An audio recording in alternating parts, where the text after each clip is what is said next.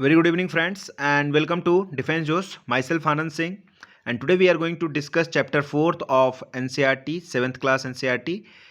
The chapter name is Air. Okay, तो चलिए start करते हैं एयर चैप्टर को। और यहाँ पे जैसा कि आप देख सकते हैं, our earth is surrounded by a large blanket of air called atmosphere. All living being on this earth depend on the atmosphere for their survival. Okay, so हमारी जो अर्थ है एक ब्लैंकेट, एयर के ब्लैंकेट से covered है, उसको क्या बोलते हैं? एटमॉस्फेयर बोलते हैं। और all living being on this earth depend on the atmosphere for their survival. तो जो भी लिविंग बींग्स इस अर्थ सरफेस पे रहती हैं, वो किस पे डिपेंडेंट हैं? फॉर देयर सर्वाइवल एटमॉस्फेयर पे ही डिपेंडेंट है, क्योंकि उससे उनको क्या मिलता है? ऑक्सीजन या एयर, जो आप कह सकते हैं, ऑक्सीजन कह सकते हैं, वो वहाँ से उनको मिलता है, राइट। और नाइट्रोजन और ऑक्सीजन, ये सारा कुछ कंस्टिट्यूएंट होता है पार्ट एयर का, उसके बारे में हम लोग देखेंगे। Okay, it provide us air we breathe and protect us from the harmful effect of sun rays. तो ये हमको क्या प्रोवाइड करता है? एयर प्रोवाइड करता है जो हम ब्रीथ करते हैं, और हार्मफुल सन रेज से हमको बचाता है। Okay, without this blanket of protection we would be baked alive by heat of the sun during day and get frozen during the night. So अगर ये ब्लैंकेट नहीं होता एयर का, एटमॉस्फेयर का, तो हम जो है क्या होता हमारे अर्थ सरफेस पे, ठीक है, be baked alive by heat. तो सन के जो हीट है उससे हम बेक्ड हो जाते, मतलब कि भुन जाते। और during day and get frozen during night, तो रात में हम क्या होते? फ्रोजन हो जाते, राइट, जम जाते। बिकॉज अगर अर्थ सरफेस पे ये रेगुलेट नहीं होता टेम्परेचर, जो एयर के एक आवरण है, जो एयर का एक ऑरा है, एयर का जो एटमॉस्फेयर है, उससे हमारा जो सन रेज आती हैं रिफ्लेक्ट करके जो रिवर्ट बैक चली जाती हैं, कितने अमाउंट में सन रेज हमको चाहिए उतने अमाउंट में ही हमको मिलती हैं। उसी की वजह से एक बैलेंस लाइफ जो है अर्थ सरफेस पे चल पा रही है। अदरवाइज क्या होता, हम या तो जल चुके होते, दिन में जल जाते, और रात में हम फ्रोजन हो जाते। ओके, तो ये सर्वाइवल नहीं हो पाता इस अर्थ सरफेस पे। So it is the mass of air that made the temperature on the earth livable. So जो मास ऑफ एयर है वो हमारे अर्थ सरफेस को लिवेबल बनाता है। ओके, रहने योग्य बनाता है। डू यू नो, ये एक बार देख लेते हैं, उसके बाद आगे का हम लोग कंटिन्यू करेंगे। Carbon dioxide release in the atmosphere create a green house effect by trapping the heat radiated from the earth surface. तो कार्बन डाइऑक्साइड क्या होता है? एक एक ग्रीन हाउस इफेक्ट क्रिएट करता है, जैसा कि ग्रीन हाउस इफेक्ट के बारे में आप लोगों ने पढ़ा होगा, जो कि हमारे हीट को ट्रैप करके रखता है, जो अर्थ सरफेस से रिफ्लेक्ट बैक होकर के जाती हैं। ओके, पहले तो 50% ऑफ दी जो सन से रेज आती हैं वो रिफ्लेक्ट बैक कर दी जाती हैं। बाकी जो 50% अर्थ सरफेस तक पहुंच पाती हैं, वो अगर रिफ्लेक्ट बैक चली जाएंगी तो हीट यहाँ पे इस हमारे एटमॉस्फेयर में हीट नहीं रह जाएगा, मतलब हम फ्रोजन हो जाएंगे। उसके लिए जो हमारा कार्बन डाइऑक्साइड है गैस का, एटमॉस्फेयर का, वो एक अच्छा वर्क करता है कि हमारे एटमॉस्फेयर में हीट को ट्रैप करके रखता है, ग्रीन हाउस इफेक्ट जैसा। तो उसकी वजह से यहाँ पे एक वार्म टेम्परेचर बना रहता है, जो कि लिवेबल है। Okay, it is there for called the green house gas. तो इसीलिए कार्बन डाइऑक्साइड को क्या बोलते हैं? ग्रीन हाउस गैस बोलते हैं। Without it earth would have been too cold to live in. तो उसके बिना क्या है, अर्थ हमारा बहुत ज़्यादा कोल्ड हो जाता है, जिससे हम रह नहीं पाते यहाँ पे, राइट। तो ये देख सकते हैं आप कि कार्बन डाइऑक्साइड का भी, ऑक्सीजन का भी, नाइट्रोजन का भी, हर चीज़ का अपना एक रोल है। और अगर वो बैलेंस अमाउंट में वो चीज़ होती है तो वो हमारे लिए ज़्यादा अच्छा है, right. However, when its level is in the atmosphere increases due to factory smoke or car fume, heat rated increase temperature of the earth।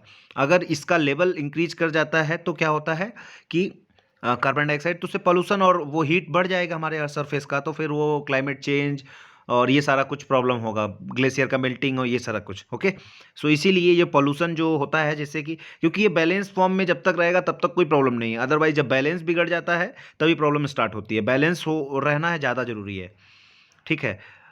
This is this is called global warming. उसकी वजह से क्या होता है? Global warming बढ़ जाती है। Okay, this rise in temperature cause the snow coldest part of the world to melt. तो इस ग्लोबल राइजिंग की वजह से क्या होता है कि जो कोल्डेड स्नो है हमारा कोल्डेस्ट पार्ट में, वो वहाँ पे मेल्ट करना स्टार्ट हो जाता है, उससे सी लेवल बढ़ता है। फिर कोस्टल एरिया में जो लोग रहते हैं उनको प्रॉब्लम है, बहुत सारी प्रॉब्लम एक साथ, एक पूरा चेन बना हुआ है। अगर वो एक चेन बिगड़ता है, बैलेंस बिगड़ता है, तो पूरा चेन डिस्टर्ब होता है, राइट। पूरी लाइफ स्टाइल डिस्टर्ब होती है उससे। ठीक है। As result the sea level rises causing flood in the coastal areas, there may be drastic change in the climate of a place leading to extension of some of the plants and animal in the long term. तो उसकी वजह से क्या होता है कि अगर ये बैलेंस बिगड़ता है, क्लाइमेट चेंज होता है, उसकी वजह से कई प्लांट्स ऐसे हैं जो कोस्टल एरिया में पाए जाते हैं, वो सबमर्ज हो जाते हैं या उनका एक्सटेंशन हो जाता है। कुछ एनिमल्स ऐसे हैं जो बैलेंस स्टेट में वो सर्वाइव करते हैं, बट अगर वो चेंज आता है तो उससे उनकी भी एक्सटेंशन को खतरा है, उनकी भी लाइफ को खतरा है, राइट। तो ये एक इंपॉर्टेंट पॉइंट है, ये बॉक्स है जो इसको आप लोग जरूर से जरूर नोट बनाएं इसमें से, और ये बहुत इंपॉर्टेंट है, इसको ध्यान से पढ़ेंगे आप लोग। कंपोजिशन ऑफ द एटमॉस्फेयर, चलिए पढ़ते हैं कंपोजिशन क्या क्या है एटमॉस्फेयर में। Do you know that the air we take in while breathing actually a mixture of many gases, जो हम ब्रीथ करते हैं एयर उसमें बहुत सारा मिक्सचर है गैसेस का, राइट। तो पहला क्या है, nitrogen and oxygen are two gases which take up the bulk of atmosphere. तो हमारा जो एटमॉस्फेयर है उसमें मेन है नाइट्रोजन जो कि 78% है, और ऑक्सीजन जो 21% है। उसके साथ साथ कार्बन डाइऑक्साइड भी है 0.03%, argon 0.93% and all other gases 0.04%। So आप देख सकते हैं यहाँ पे कंपोजिशन फिगर के माध्यम से, okay. And this is completely formed an atmosphere, right? So bulk of atmosphere, carbon dioxide, helium, ozone, argon, hydrogen are found in lesser quantities. ये सारी लेसर क्वांटिटीज में होती हैं, बट मेजर क्वांटिटी में कौन कौन सी होती है, oxygen and nitrogen and oxygen, okay. और नाइट्रोजन 78%, ऑक्सीजन 21%, ओके। तो ये आपको परसेंटेज याद रखना है, ये क्वेश्चंस आ सकते हैं आपके एग्जाम्स में, right. Apart from these gases tiny dust particle also present in the air, dust particle भी हमारे एयर में मौजूद होते हैं। The pie chart give you the percentage of different constituent of air. Nitrogen is the most plentiful gas in the air. When we inhale, we take some amount of nitrogen into our lungs and exhale it. जब हम inhale करते हैं तो कुछ amount हमको nitrogen inter करते हैं और एक्सेल करते हैं लंग्स में, right. But plants need nitrogen for their survival. But plants हैं उनको नाइट्रोजन उनके सर्वाइवल के लिए इंपॉर्टेंट है, क्योंकि वो नाइट्रोजन से फर्टिलाइजर का वर्क करता है nitrogen, okay. Nitrogen fixation and all, उससे एक उनको उनके जो लिविंग है उसमें हेल्प करता है nitrogen, right. They can not take nitrogen directly from the air से डायरेक्टली प्लांट्स जो है एयर को नहीं, नाइट्रोजन को नहीं ले सकते। But bacteria that live in the soil and root of some plants take nitrogen from the air and change its form so that plants can use it. तो क्या करते हैं, bacteria that live in the soil, जो कुछ bacteria हैं वो bacterias जो होती हैं एजिटो बैक्टीरिया होता है, ठीक है। और भी बहुत सारे बैक्टीरियाज हैं जो कि फिक्स करती हैं नाइट्रोजन को एयर से लेकर के प्लांट्स को प्रोवाइड करने के लिए, right. Take nitrogen from the air and change its form so that plant can use it, okay. Oxygen is the second most plentiful gas in the air. Human and animal take oxygen from the air as they breathe, ठीक है। तो oxygen second most plentiful gas है air में, और human animals इसका use करते हैं proper amount में, okay. Green plants produce oxygen during photosynthesis. Green plant जब फोटोसिंथेसिस करते हैं, मतलब जब उनका जब भोजन बनता है तो वो क्या करते हैं, ग्रीन प्लांट ऑक्सीजन को रिलीज करते हैं। इसीलिए बोला जाता है कि ज़्यादा ग्रीनरी जहाँ होती है वहाँ पे ऑक्सीजन अमाउंट ज़्यादा होता है, बिकॉज जब भी फोटोसिंथेसिस होगा तो ऑक्सीजन रिलीज होगा और कार्बन डाइऑक्साइड यूज होगा, तो वहाँ पे एक बैलेंस बना रहता है, राइट। ऑक्सीजन का अमाउंट का फ्लो बना रहता है, राइट। जहाँ पे प्लांट्स वगैरह नहीं होते वहाँ पे ऑक्सीजन की क्राइसिस हो सकती है। In this way oxygen content in the air remain constant. उसकी वजह से क्या होता है, ऑक्सीजन कंटेंट जो एयर में है वो कांस्टेंट रहता है। If we cut the trees then this balance get disturb. अगर हम ट्रीज को कट करेंगे तो ये बैलेंस डिस्टर्ब होगा, okay. Carbon dioxide is another important gas. Carbon dioxide भी एक इंपॉर्टेंट गैस है। जैसा कि मैंने आपको बताया कि कार्बन डाइऑक्साइड जो है हीट को हमारे एब्जॉर्ब करके ग्रीन हाउस इफेक्ट क्रिएट करता है, जिससे हमारे अर्थ सरफेस पे एक वार्मनेस बनी रहती है, जिससे कि बहुत सारी एक्टिविटीज़ जो होती हैं, बहुत सारे सर्वाइवल होते हैं, बहुत सारे एनिमल्स हैं, बहुत सारे प्लांट्स स्पीसीज हैं जिनकी सर्वाइवल बनी रहती है, तो उसका भी एक इंपॉर्टेंस है कार्बन डाइऑक्साइड का। बट वो अगर अमाउंट डिस्टर्ब होता है तो global warming, climate change and all, तो ये सारा कुछ अप्रोप्रिएट अमाउंट में जब तक रहता है तब तक कोई प्रॉब्लम नहीं है। अदरवाइज अगर कुछ भी चेंज होता है, कुछ भी चेन के साथ खिलवाड़ होती है, तो वो फिर उसका रिपरकशन, उसका इफेक्ट हमको देखने को मिलता है, राइट। जैसा कि आजकल हम लोगों को देखने को भी मिल रहा है ग्लोबल वार्मिंग, क्लाइमेट चेंज, और इसकी वजह से बहुत सारा पैटर्न चेंज हो रहा है, सी लेवल राइज हो रहा है and all. Humans and animal release carbon dioxide animals और ह्यूमन सब लोग कार्बन डाइऑक्साइड रिलीज करते हैं, हम एक्सेल करते टाइम पे। The amount of carbon dioxide release by human and animal seems to be equal to the amount use by the plant which make a perfect balance. तो जितना amount हम carbon dioxide का और animals और humans being release करते हैं, उतना ही amount जो है प्लांट्स के द्वारा एब्जॉर्ब किया जाता है फॉर देयर फोटोसिंथेसिस प्रोसेस। तो अगर ये बैलेंस बना रहता है तो कोई प्रॉब्लम नहीं है, अदरवाइज जो बैलेंस बिगड़ेगा तो चीज़ें बिगड़ेंगी। ओके, इक्विलिब्रियम डिस्टर्ब नहीं होना चाहिए। However the balance is upset by burning fuel such as coal and oil. Balance बिगड़ता है जब कोल और ऑयल को बर्न करके हम जब कार्बन डाइऑक्साइड एक्सेस अमाउंट में हम जनरेट करते हैं तो वो बैलेंस बिगड़ता है। They add billions of tons of carbon dioxide into the atmosphere each year. तो इतना billion tons of carbon dioxide हम ऐड कर रहे हैं एटमॉस्फेयर में each year, per year. As the result increase volume of carbon dioxide is affecting the earth weather and climate. जैसा मैंने आपको बताया कि अर्थ के वेदर एंड क्लाइमेट को हमारे कार्बन डाइऑक्साइड का जो अमाउंट बढ़ रहा है वो उस बैलेंस को बिगाड़ रहा है, right. When air is heated it expand. देखिए डू यू नो वाले सेक्शन में चलते हैं, इसको पढ़ते हैं, कुछ इंटरेस्टिंग फैक्ट्स हैं यहाँ पे। When air is heated it expand become lighter and goes up. जब भी एयर हीट करेगी, जो भी एयर हीट करेगी वो लाइट हो जाएगी और वो ऊपर की तरफ, जो भी लाइट होगा चीज़ें वो ऊपर की तरफ जाएंगी, ठीक है। And goes up. Cold air denser and heavy. जो कोल्ड एयर होती है डेंसर होती है और हेवी होती है, वो क्या करती है नीचे की तरफ आती है, सिंक करती है नीचे। That's why it tends to sink down. When a hot air rises cold air from the surrounding area rush up to fill that gap. That is how the air circulation take place. तो जैसे ही warm air heated air जो है ऊपर की तरफ उठती है, तो जो उसके रिस्पेक्ट में जो रिलेटिवली कोल्डर एयर होती हैं सराउंडिंग्स में, वो उस स्पेस को फिल करने के लिए वहाँ की तरफ रस करती हैं। इसी की वजह से एक एयर सर्कुलेशन हमारे प्लेसेस का बना रहता है, ठीक है। That is how the air circulation take place, ठीक है। एयर सर्कुलेशन इसी तरीके से होता है, ठीक है। और ये सारे कटिंग्स आप देख सकते हैं ग्लोबल वार्मिंग के बारे में। Global warming can bring back Jurassic era. ये सारा कुछ जैसे जुरासिक एरा में हुआ कि ये हमारे डायनासोर एक्सटिंक्ट कर गए, CO2 लेवल एट इतना ईयर हाई। तो ये सारा कुछ आप देख सकते हैं कि ग्लोबल वार्मिंग और कार्बन डाइऑक्साइड के रीजिंग से क्या क्या प्रॉब्लम आ रही हैं। यहाँ पे एक रेड बेल्ट देख सकते हैं, यहाँ पे ग्लेशियर्स मेल्ट कर रहे हैं, इनके टेम्परेचर्स बढ़ रहे हैं, उसकी वजह से बहुत सारी चीज़ें लिंक हैं एक दूसरे से। Okay, read and ponder is global warming is a serious issue in today's world. इसके बारे में सोचना है आपको और इसके बारे में पढ़ना भी है ग्लोबल वार्मिंग के बारे में, राइट। चलिए स्टार्ट करते हैं। नेक्स्ट हमारा जो टॉपिक है स्ट्रक्चर ऑफ द एटमॉस्फेयर। हमारे एटमॉस्फेयर का स्ट्रक्चर कैसा है, किस किस जगह पे कौन कौन सा लेयर पाया जाता है, ओके उसको देखते हैं। Our atmosphere is divided into 5 layer starting from the earth surface. Earth surface से हमारा एटमॉस्फेयर जो है 5 लेयर में डिवाइडेड है, ठीक है। ये कोई ऐसा फिक्स पैटर्न नहीं है, मतलब एक लेकिन एक लेयर वाइज लेयर डिवाइडेड किया गया है, कुछ किलोमीटर और कुछ डिस्टेंस पे उसको एक अप्रोप्रिएटली, ठीक है। पहला क्या है, these are the troposphere, stratosphere, mesosphere, thermosphere and exosphere. इसके बारे में हम डिटेल में पढ़ेंगे इनके बारे में। तो पहला हमारा है क्या, ट्रोपोस्फेयर। देखते हैं, जैसा कि आप इसमें फिगर में भी देख सकते हैं, figure layer of the atmosphere सबसे नीचे क्या है, ट्रोपोस्फेयर, ओके। कहाँ से कहाँ तक, 0 to 10 किलोमीटर के एरिया तक। तो ये सारा कुछ फिगर में भी एक्सप्लेन करके दिया गया है, इसको भी अच्छे से ध्यान से देखेंगे आप इस फिगर को भी। और चलिए हम लोग अपनी रीडिंग को कंटिन्यू करते हैं।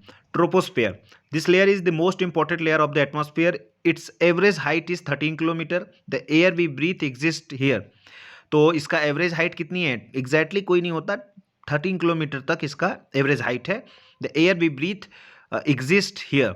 जो एयर हम ब्रीथ करते हैं वो यहाँ पे एग्जिस्ट करती है, यहीं पे पाई जाती है, राइट। जो क्योंकि ये हमारे सबसे क्लोजेस्ट लेयर है हमारे एटमॉस्फेयर का, right. Almost all the weather phenomena like rainfall, fog, hail storm occur in this layer. तो जितना भी वेदर का फेनोमेना होता है, जो भी वेदर की एक्टिविटीज़ होती हैं इसी लेयर में होती हैं। जैसे रेनफॉल हो गया, फॉग हो गया, हेल स्टॉर्म हो गया। हेल स्टॉर्म मतलब ओलावृष्टि, ठीक है। ये हो गया ट्रोपोस्फेयर के बारे में, राइट। देख सकते हैं आप यहाँ पे 13 किलोमीटर के अराउंड तक ये यहाँ पे ट्रोपोस्फेयर है। ट्रोपोपॉज एक बना होता है जो कि ट्रोपोस्फेयर और स्ट्रेटोस्फेयर को डिवाइड करता है, राइट। उसके बाद नेक्स्ट हमारा लेयर क्या कौन सा है, stratosphere. Above the troposphere lies the stratosphere. हमारे ट्रोपोस्फेयर के ऊपर कौन सा है, स्ट्रेटोस्फेयर। इस it extend up to a height of 50 kilometre. कितने किलोमीटर तक है ये, 50 किलोमीटर तक। This layer is almost free from cloud and associated weather phenomena. तो ये लेयर जो है क्लाउड वगैरह वाला जितना भी फेनोमेना है वो कहाँ तक है, हमारा ट्रोपोस्फेयर तक। और आप देख सकते हैं कि देखिए ट्रोपोस्फेयर हमारी हाइट कितनी होगी, एक इमेजिनेशन अगर आप करें तो माउंट एवरेस्ट आपको दिखता है 8,848 मीटर, मतलब 8 किलोमीटर, अराउंड 9 किलोमीटर तक हमारा माउंट एवरेस्ट का हाइट है। लेकिन हमारा जो ट्रोपोस्फेयर है 13 किलोमीटर, तो एवरेस्ट से भी ऊपर तक हमारा ट्रोपोस्फेयर है। उसी ट्रोपोस्फेयर में हमारा क्लाउड, रेनफॉल, ये सारा कुछ हमारा एग्जिस्ट करता है। बट स्ट्रेटोस्फेयर में क्लाउड वाली फिनोमिना नहीं होती हैं, right. Weather phenomena making condition most ideal for flying aeroplane, तो यहाँ पे क्लाउड वगैरह नहीं होते हैं। This layer is almost free from the clouds and associated weather phenomena making condition most ideal for flying aeroplane. तो इसीलिए जब हम ट्रोपोस्फेयर से क्रॉस करके, ट्रोपोस्फेयर वाली लेयर को क्रॉस करके जब हम स्ट्रेटोस्फेयर में जाते हैं, वहाँ पे क्लाउड और ये सारी चीज़ें नहीं होती हैं। इसीलिए जब आप ट्रेवल करते हो जब भी, तो आप देखते होगे कि आपके नीचे बादल दिखाई देते हैं, क्योंकि हम ट्रोपोस्फेयर से ऊपर स्ट्रेटोस्फेयर में हम लोग इंटर कर जाते हैं, राइट। और जब हम स्ट्रेटोस्फेयर में इंटर कर जाते हैं तो वहाँ पे कोई बादल वगैरह नहीं होता है, तो हिंड्रेंस नहीं होती है, तो वहाँ पे एरोप्लेन और प्लेन्स को मूवमेंट बहुत ईजी होती है, क्योंकि विजिबिलिटी बहुत क्लियर होती है, राइट। उसमें कोई डिस्टर्बेंस नहीं होता है। One of the important feature of the stratosphere that it contains a layer of ozone gas. तो ये स्ट्रेटोस्फेयर का एक इंपॉर्टेंट फिनोमेना ये है कि इस लेयर में ओजोन गैस पाया जाता है। ओजोन गैस क्या करता है, जो अल्ट्रा वायलेट रेज आती हैं सन से, उसको रिफ्लेक्ट बैक कर देता है, जिसकी वजह से हमारे अर्थ सरफेस पे ये जो यूवी रेडिएशंस नहीं हो पाती हैं। नहीं तो अगर हम अर्थ सरफेस, अगर ये ओजोन लेयर ना हो तो हमारे अर्थ सरफेस पे डायरेक्ट सन की लाइट आएंगी और ये बर्न कर देंगी, इतनी ज़्यादा हीट है और बहुत सारा प्रॉब्लम आ सकता है। तो ये भी एक हो रहा है प्रॉब्लम कि ओजोन लेयर डिप्लीशन भी हो रही है, जिसकी वजह से अर्थ सरफेस पे जो है डायरेक्ट सन एनर्जीज, वो जो लूप होल बन रहे हैं उसकी वजह से डायरेक्ट आ जा रही हैं। तो उससे क्या है कि वो जो रेज हैं काफ़ी डेंजरस होती हैं, वो कैंसरस होती हैं, तो वो कैंसर वगैरह कर देती हैं। ठीक है, इस तरीके से प्रॉब्लम है। तो ये भी एक ozone depletion is the also a problem. But हाल फिलहाल के दिनों में क्या है कि ओजोन लेयर का जो डिप्लीशन था उसको धीरे धीरे फिल किया जा रहा है। उसके बारे में भी हम लोग डिटेल में आगे पढ़ेंगे। तो ये एक जो लेयर होती है ओजोन की लेयर स्ट्रेटोस्फेयर की, ये बहुत इंपॉर्टेंट है हमारे सर्वाइवल के लिए। इसका भी बहुत बड़ा रोल है, क्योंकि अगर ये नहीं रहेगी तो डायरेक्टली यूवी रेज हमारे अर्थ सरफेस पे आएंगी और यहाँ पे लिविंग जो है पॉसिबल नहीं होगा यहाँ पे, मतलब इतने आसानी से हम नहीं जिंदा रह पाएंगे। यहाँ पे हाई टेम्परेचर बहुत ज़्यादा बढ़ जाएगा, ठीक है, और बहुत सारी प्रॉब्लम और भी हैं। We just learn how to protect us from the harmful effect of sun rays, okay. So one of the important feature of the stratosphere that it contains a layer of ozone gas. We have just learn how it protect us from the harmful effect of sun rays, okay. तो अभी just हमने पढ़ा कि किस तरीके से ये harmful effect of sun rays से हमको बचाती है ozone layer, right. Mesosphere is the third layer of the atmosphere. तो मेसोस्फेयर क्या है, स्ट्रेटोस्फेयर के ऊपर क्या है, स्ट्रेटोस्पोज है, उसके बाद हमारा आता है मेसोस्फेयर, ओके। ट्रोपोस्फेयर के ऊपर ट्रोपोस्पोज जो डिवाइड करता है स्ट्रेटोस्फेयर और ट्रोपोस्फेयर को, और स्ट्रेटोस्फेयर और मेट्रोस्फेयर को डिवाइड कौन करता है, स्ट्रेटोस्पोज। मतलब एक ट्रांजिशन फेज है ये जो स्ट्रेटोस्पोज वाला एरिया है। तो इसके बाद आता है हमारा mesosphere. This is the third layer of the atmosphere. It lies above the stratosphere. It extend up to the height of 80 kilometre. तो स्ट्रेटोस्फेयर मैंने बताया आपको 50 किलोमीटर, और मेसोस्फेयर हमारा अप टू 80 किलोमीटर तक हमारा एक्सटेंड करता है, right. Meteoroid burn up in this layer on entering from space. तो इस लेयर में जब मेट्रोइड इंटर करती हैं तो वो बर्न करती हैं अगर वो स्पेस से आती हैं, राइट। ये समझ लो इतना, अभी बाद में मैं बताऊंगा कि क्यों ऐसा होता है, क्योंकि यहाँ पे हीट एनर्जी, मतलब ये इस लेयर में हीट, वैसे ऊपर जाने पे तो लेयर ठंडी होती हैं, लेकिन यहाँ पे जो ये इस लेयर में जैसे जैसे हम ऊपर की तरफ जाएंगे वहाँ की जो हमारा टेम्परेचर है वो रेज करेगा। उसके बाद भले आगे चल के घटेगा, वो सारा उसका रीज़न कुछ अलग है, उसको आगे हम डिटेल में हम इसको स्टडी करेंगे तो बताएंगे, राइट। उसके बाद कौन सा है, thermosphere. Thermosphere in the thermosphere temperature rise very rapidly with increasing height. Thermosphere में जब हम मेसोस्फेयर के ऊपर थर्मोस्फेयर जाते हैं टेम्परेचर बहुत तेजी से राइज करता है विथ इंक्रीजिंग हाइट, ठीक है। Ionosphere is the also is a part of this layer. Ionosphere भी थर्मोस्फेयर का ही पार्ट है, जहाँ पे आयंस पाए जाते हैं, टू आयंस, जहाँ से रेडियो ट्रांसमिशन वगैरह हमारा होता है, right. It extend between 80 to 400 kilometre. Thermosphere हमारा कहाँ से कहाँ तक, 80 टू 400 किलोमीटर भी, और थर्मोस्फेयर को आयनोस्फेयर भी बोलते हैं, राइट। और इसी आयनोस्फेयर से हमारा रेडियो ट्रांसमिशन और ये सारा कुछ हमारा होता है, right. This layer help in radio transmission, ये लेयर रेडियो ट्रांसमिशन में हेल्प करती है। In fact radio wave transmitted from earth are reflected back to the earth by this layer, इसी लेयर से रिफ्लेक्ट बैक करके हमारा रेडियो वेव्स आती हैं, राइट। एक्सोस्फीयर सबसे बाहरी कौन सा है? Exosphere. The upper most layer of the atmosphere is known as exosphere. जब exosphere is the upper most layer है, ठीक है। This layer has very thin air, बहुत थिन एयर होती हैं। Light gases like helium and hydrogen float into the space from here. तो helium और hydrogen जो लाइटेस्ट गैस हैं, ये फ्लोट करती हैं इस एयर से फिर स्पेस में जाती हैं। इसके बाद कंप्लीट आप स्पेस में चले जाते हैं, जहाँ से फिर हमारा जो ग्रेविटेशनल पुल है और जो भी हमारा जो एक लेयर है उससे हम बाहर चले जाते हैं, वहाँ पे फिर ग्रेविटेशन और ये सारा कुछ एक्ट नहीं करता है, राइट। तो इस तरीके से आप समझ पा सकते हैं। नेक्स्ट टॉपिक है हमारा वेदर एंड क्लाइमेट। वैसे तो ये बड़ा टॉपिक है, तो I will try to make it in another video, ठीक है। बिकॉज ये थोड़ा सा बड़ा हो जाएगा वीडियो और इसमें एक कंप्लीट वीडियो में नहीं हो पाएगा। इसको डिटेल से मैं अगले नेक्स्ट वीडियो में इसको आपको वेदर एंड क्लाइमेट को अच्छे से एक्सप्लेन करूँगा, ओके। तो अभी के लिए इतना ही। इसको अच्छे से पढ़िए आप लोग, 2 से 3 बार रीडिंग लगाइए, इस पिक्चर को अच्छे से देखिए और अपना नोट साथ साथ बनाते चलिए। जैसे कि आपको जब रिवाइज़ कर रहे हो आप, या आप हाईलाइट भी कर सकते हो एनसीईआरटी में। जैसे कि आप जब रिवाइज़ कर रहे हैं तो आपको अच्छे से फिर से आप बहुत जल्दी इसको कवर कर लें, बिकॉज बार बार एक पूरा एनसीईआरटी पढ़ना संभव नहीं है। इसलिए जो है अपना नोट्स और अपना हाईलाइट करते हुए अपने बुक में भी आप अपना बना सकते हैं नोट्स, राइट। सो गाइज अभी तक के लिए इतना ही। अब नेक्स्ट वीडियो में डिस्कस करेंगे हम वेदर एंड क्लाइमेट के बारे में, ओके। तो थैंक यू सो मच। जय हिंद।